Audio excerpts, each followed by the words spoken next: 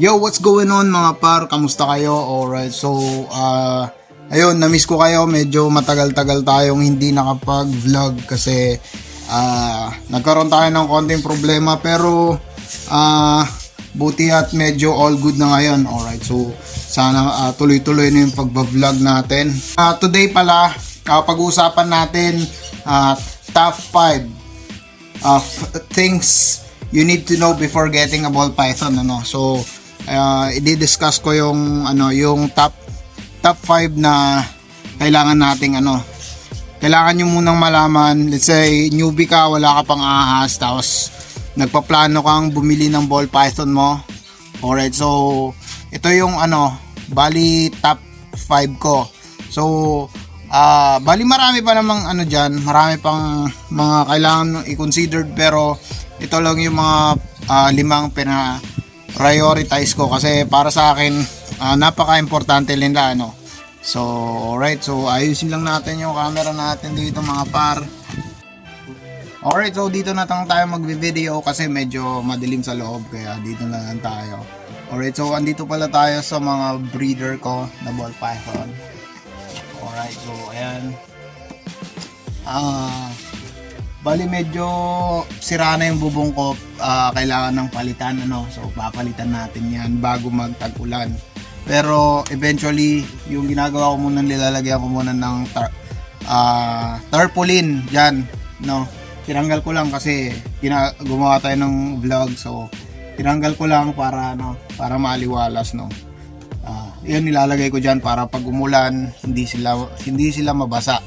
Alright, tsaka yung mga hatchling ko nandun sa kwarto.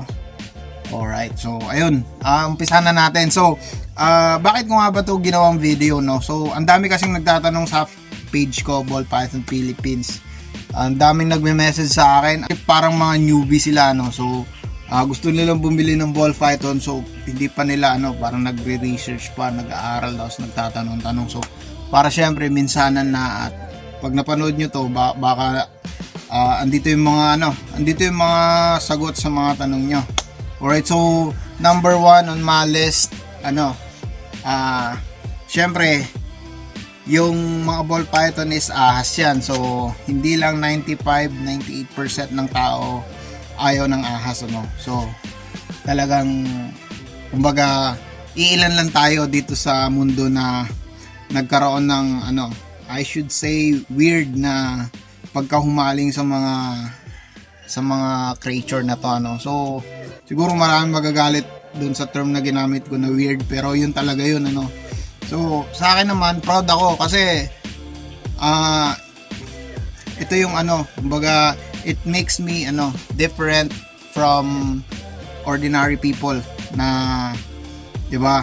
Ang karamihan sa tao gusto nila mga pet, isda, ibon, o kaya aso, pusa. Well, mahilig din naman ako dun sa mga ganong pet, pero yun nga, kakaiba lang talaga pag nagkaroon ka ng passion, nagkagusto ka sa mga reptiles, lalo na sa ahas. Alright, so ayun, unang-una, alamin mo muna, o kaya syempre magpaalam ka muna sa magulang mo, sa asawa mo, sa kapatid mo, basta sa lahat ng kasama mo sa bahay, kasi marami akong nakita na nung una bumili agad sila, so hindi na sila nagpaalam, tapos eventually binenta din nila yung ball python nila ng mas mura, o kaya pinamigay na lang nila kasi nga ayaw sa bahay, papalayasin daw sila. So yun yung unang-una mong dapat gawin, So paalam ka muna sa mga tao sa bahay mo, lalong-lalo kung medyo bata ka pa. Alright. So pero syempre kung ikaw yung naghahanap buhay sa pamilya mo, para sa akin hindi ka naman na nila papakailaman, lalo na kung ikaw yung bumubuhay. Pero pag yung humihingi ka pa lang sa parents mo, sa asawa mo, ganyan, delikado yun. Talagang kumbaga kailangan mo muna silang mapapayag, So yun nga, syempre kung kunyari ayaw nila, so paano mo nga sila mapapayag? Alright, so unang-una, isang tip ko para paano mo sila mapapayag, manood ka lagi ng video about ball python, tapos lakas mo yung sounds sa tabi nila, yung nakikita-kita nila. Alright, na non-venomous naman sila, very docile sila, at perfect sila maging pet kahit sa mga bata. Alright, so tsaka hindi sila lumalaki ng parang mga reticulated, mga Burmese python na lumalaki talaga sila, at medyo syempre pag malaki delikado na yun, lalo sa mga bata sa bahay. Alright, so ayun. Tsaka isang tip ko pa, mag-share lagi kayo sa social media account nyo, let's say sa Facebook. Alright, so mag-share lagi kayo ng mga picture ng mga ball python na hawak-hawak sila ng mga bata, ganon. Parang ganito, ayan. Pwede nyo rin i-search yung Facebook ko. Pwede nyo i-reshare yung mga pictures doon, no? So, para maisip nila, ay, di ba, parang okay naman pala yung ball python hinahawakan ng bata, tapos ako matanda na ako, takot ako, di ba? Parang tinalo pa ako ng bata. Yun yung magiging yun yung maiisip nila. So malay mo, di ba, eventually magustuhan din nila or payagan ka nilang mag-alaga, no? Alright, so number 2 naman mga par ay bago ka kumuha ng ball python, dapat sa legal source ka bumili. So isa yan, napaka-importante niyan. Bakit kamo? Kasi pag hindi ka bumili sa legal source, ang mangyayari niyan, machichismis ka, lalong-lalo ahas kasi yan, all good lang sana kung mga ibon or iguana, mga toko, geckos, pero pag ahas medyo matatakot talaga yung kapitbahay niyo diyan, no? So malaki ang posibilidad na i-report ka sa DNR o kaya sa barangay kasi nag-aalaga ka ng ahas, kasi matatakot sila kasi ang alam nila, may alaga kang ahas, baka makawala, pumunta sa bahay nila, tapos tuklawin sila. Siyempre, hindi naman nila alam na ang ball python or non-venomous snake. So, ayun, hindi lang baka talagang mataas yung chance na report ka sa barangay, puntahan ka sa barangay, kunin yung ahas mo, pwede ka pa nilang ikulong, tsaka, ayun, pag mumultahin ka, kukunin yung ahas mo, diba? Diba parang, ang pangit naman nun, diba, parang, sa una, diba, astig-astig ka, hawak-hawak mo yung ahas, tapos yung pala walang papel, diba? So parang ang pangit nun. Sobrang daming pwedeng bilhan ng legal, no? Tsaka hindi naman talaga siya ganun kamahal kumpara mo sa mga legal. Tsaka sobrang daming disadvantage pag bumili ka sa mga kung kani-kanino lang. Maaring may sakit, iba yung gender, mali yung morph, hindi mo alam, o kaya yung pinaka number 1 dyan, yung het. Alright, sasabihin nila het clown, het pied. Yung pala, wala, hindi siya het pied. So, syempre, sayang yung oras mo, diba? Tsaka, syempre, mas pinili mo siya ng mahal kasi kunyari, het clown. Di, mas mahal siya kaysa sa normal na ball python na walang het clown. Alright, so, ayun. Yun yung number 2 natin, Tapos, number 3, importante din to, para sa akin kasi ang kinakain ng mga ball python ay mga daga lang. Alright, so hindi sila pwedeng pakainin ng sisiw o ng karne, ng gulay, ganyan. Daga lang talaga. Though may mga nagpapakain din ng iba, nagpapakain sila ng sisiw, pero hindi siya advisable kasi nahirapan sila magtunaw kasi ang tiyan ng mga ball python are designed to digest yung mga rodent lang, rodents like daga, ganyan. Pwede rin ang hamster, pero ang hamster kasi talagang matatapang yan, pag tinuklaw na ng pinaluputan na ng ball python, talagang nakikipag away yung baga pupumiglas siya at kakagat talaga yung hamster. So maaring ma-injured, hindi lang maaari, talagang ma-injured yung ball python mo, at maaari niya ikamatay pag na infection. Bale, pag-uusapan natin yan sa ibang video, yung pagpapakain ng hamster at ng ibang feeders. Alright, so syempre yun nga, kumakain siya ng live na daga. So kaya mong atimin yung ganong mangyayari lagi, kasi syempre hindi mo lang naman siya once papakain every week or minsan mas madalas pa. Alright, so syempre kailangan mong hindi naman sa for me hindi ko siya matatawag na animal cruelty kasi 'di ba pag kumakain ka ng Chicken Joys na Jollibee, kumakain ka ng beef steak, burger, yung mga yan ay syempre mga farm animals yan, baka, baboy, manok.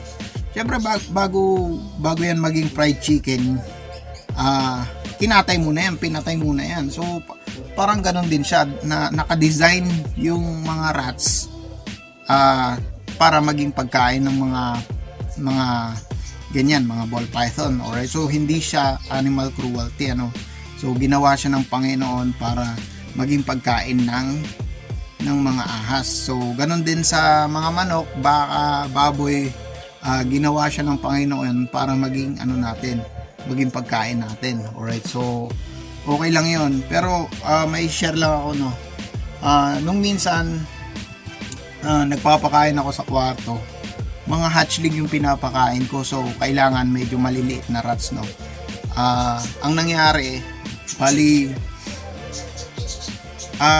bago ako magpakain, nilagay ko muna yung kulungan ng mga daga doon sa tabi ng higaan ko. So bago ako magpakain, nakita ko yung nanay na parang pinapadede niya yung mga anak niya.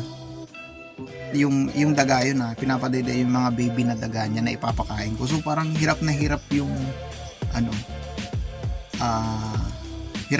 yung nanay, mama rats, na parang alagaan yung mga anak niya tapos ipapakain ko lang dun sa mga ahas. So parang talagang nakonsensya talaga ako, sobrang nakonsensya ako.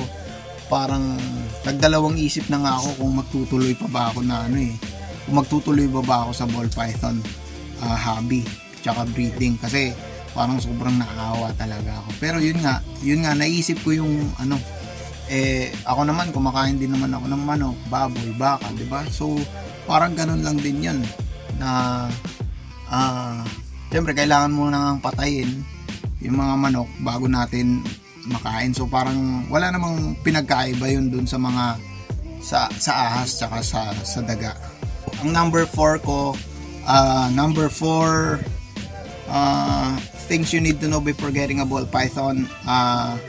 Kung bago ka bumili, dapat alam mo kung magbi-breed ka ba or pang-pet lang. Alright, so yun, bali gagawa rin tayo ng ibang video dito, yung talagang itatagal natin bawat details. Pero dito medyo lang, mabilisan lang So marami din akong parang naobserbahan na mga tao na nung una gusto nila pet lang, pero eventually gusto na nilang mag-breed. So nung una kuha lang sila ng kuha basta nagandahan sila, ganyan, kunyari banana, cinnamon, ayan. Tapos mga few years parang gusto na lang mag-breed. So mag-breed sila, gusto na nilang mag-breed, pero ang gusto nilang project is let's say mga recessive, yung mga unang nabili nila malayo dun sa gusto nilang tahaking landas na project, kumbaga. Alright, so kumbaga yung mga unang stock nila, syempre hindi nila kailangan yon. Bali ang ginawa nila, binenta nila sa murang halaga, mga breeder pa, kasi syempre hindi naman yun talaga yun yung gusto nila So yun, bago ka mag-start sa ball python, siguraduhin mo muna na pang pet lang ba yan or gusto mo mag-start ng breeding. Pero syempre hindi mo pa talaga yan malalaman sa ngayon. So ang gawin mo, nood ka lang sa YouTube. Ang daming nagbablog sa YouTube, sa Facebook. Tingnan mo yung mga morph, punta ka ng morph market. And so tingnan mo doon kung ano ba talaga yung gusto mo. Gusto mong mag bell project. Let's say sa akin lang, ang gusto kong project ko, clown pied, tapos bell. Gusto ko din ng bell tsaka albino. Yan muna ang pina-project ko ngayon. Sa ngayon yun muna, kasi yun yung medyo affordable na project, pero magagandang project. Kasi kung hindi mo ipaplano talaga, masasayang ka talaga ng pera at panahon. Pero syempre ganun talaga 'yun, 'di ba? Pero malay mo, 'di ba?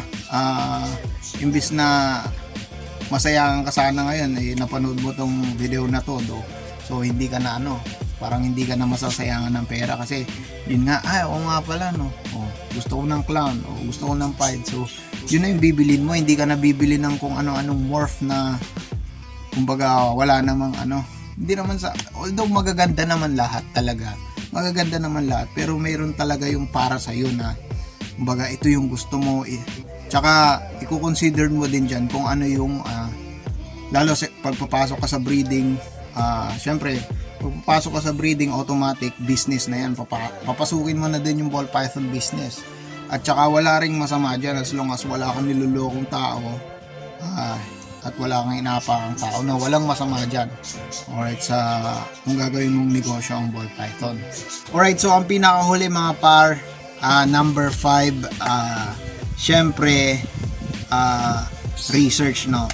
research, research. Para sa akin, mas safe mag-research sa YouTube kaysa sa Google, kasi yung sa Google medyo parang tama naman yung iba, pero may mga iba doon na hindi siya tama, so mas maganda makinig ka sa sa may mga experience, sa matagal na nag-aalaga ng ball python, doon sa mga nagba-vlog. Talagang solid yung mga information doon, totoo siya, talagang experience nila yung mga sinishare nila, kaya talagang sigurado ka na 100% accurate at tama yun. Alright, tsaka syempre hindi ka lang magbabase sa isang breeder or isang vlogger, so bali syempre manunood ka ng marami. Alright, hindi lang isa, para syempre makita mo kung pare-parehas ba sila ng sinasabi or mali yung sinasabi ng iba, kasi syempre hindi rin 100% na porket sinabi ng isang breeder tama na yun. Alright, so mayroon din yung iba na parang mali, tapos sinishare pa rin nila, meron yung mga ganun, so kailangan huwag kang mag-stick sa isang content creator or sa isang influencer na nagpo-vlog about ball python, so makinig ka din sa iba't ibang mga tao.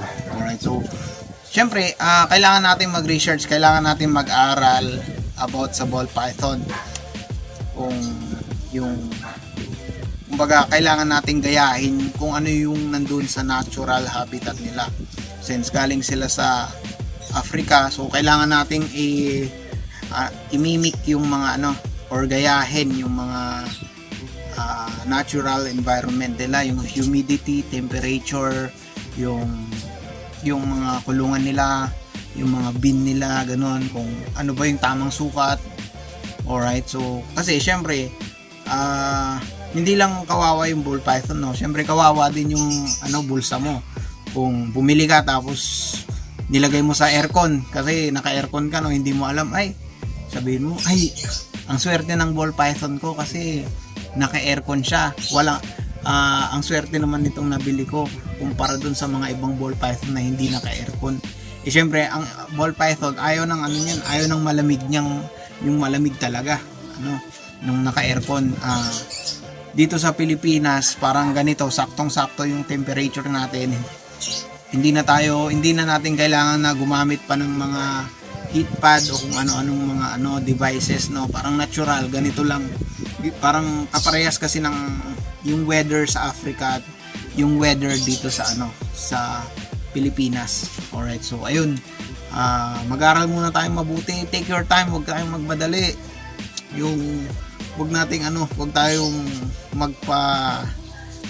huwag tayong magpadala sa bugso ng damdamin natin. Alright, so alam ko yung iba dyan parang syempre gustong-gusto na magkaroon, gustong-gusto na mag-alaga, pero take your time, darating at darating din kayo dyan sa tamang panahon.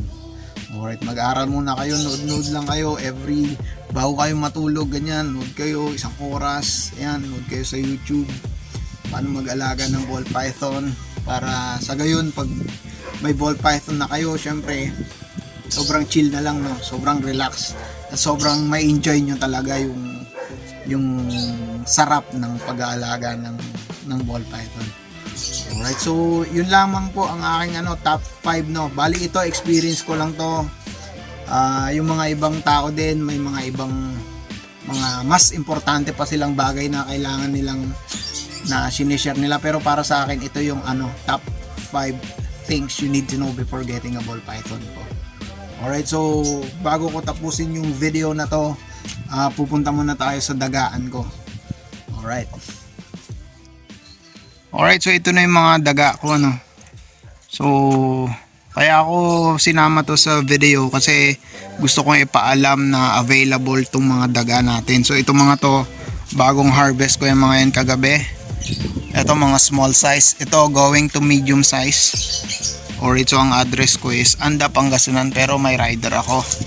Nagde-deliver din ako sa Manila, sa Pampanga, Bulacan, lahat ng pwedeng madaanan ng rider no. Basta syempre wag naman na isa, dalawa, lima, ganyan. Medyo dabihan nyo rin ng konti no, para di naman ako malugi sa bayad ko sa rider. Alright, so today February 14, 2023. Alright, so ayan yung mga available nating daga sa mga gustong mag-breed.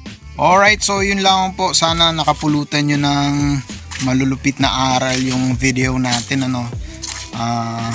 alright, so pag may mga gusto kayong gawing content, gusto nyong mabisita yung facility nyo ng ball python, PM nyo lang ako pupuntahan natin yan at gagawa natin ng mga content yung mga katanungan nyo mga par. Alright, so muli ito si Cesar Ribas ng Ball Python Philippines, bumabati sa inyo ng magandang araw. Alright, ingat kayo mga par.